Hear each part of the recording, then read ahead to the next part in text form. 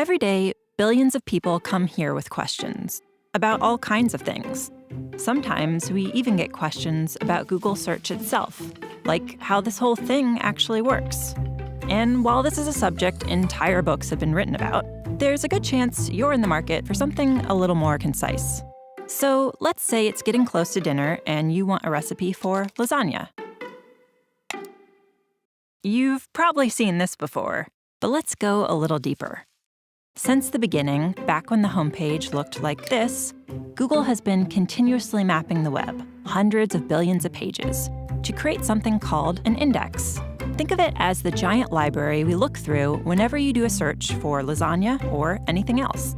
Now, the word lasagna shows up a lot on the web. Pages about the history of lasagna, articles by scientists whose last name happened to be lasagna, stuff other people might be looking for. But if you're hungry, randomly clicking through millions of links is no fun. This is where Google's ranking algorithms come into play.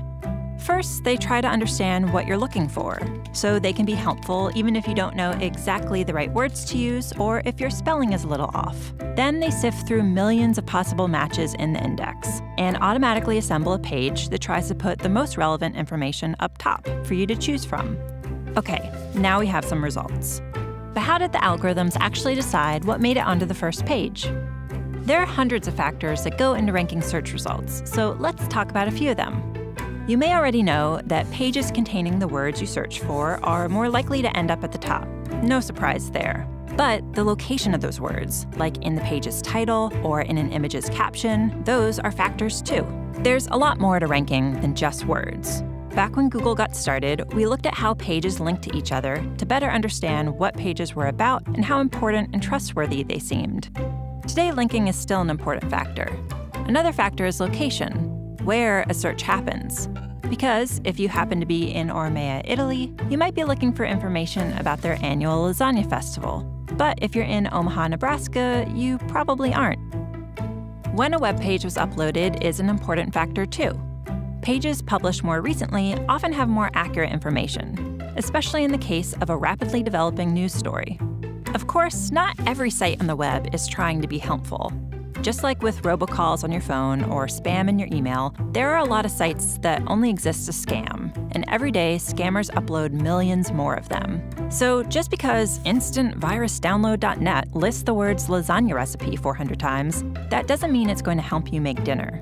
We spend a lot of time trying to stay one step ahead of tricks like these, making sure our algorithms can recognize scam sites and flag them before they make it to your search results page. So let's review.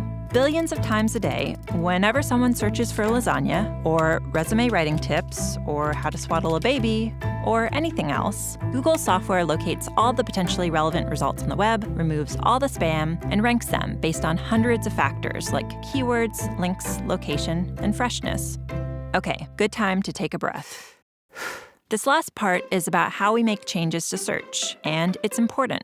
Since 1998, when Google went online, people seem to have found our results pretty helpful. But the web is always changing, and people are always searching for new things. In fact, 1 in every 7 searches is for something that's never been typed into the search box before, by anyone, ever. So we're always working on updates to search, thousands every year. Which brings up a big question. How do we decide whether a change is making search more helpful? Well, one of the ways we evaluate potential updates to search is by asking people like you. Every day, thousands of search quality raters look at samples of search results side by side, then give feedback about the relevance and reliability of the information. To make sure those evaluations are consistent, the raters follow a list of search quality evaluator guidelines. Think of them as our publicly available guide to what makes a good result good. Oh, and one last thing to remember. We use responses from raters to evaluate changes, but they don't directly impact how search results are ranked. So there you have it.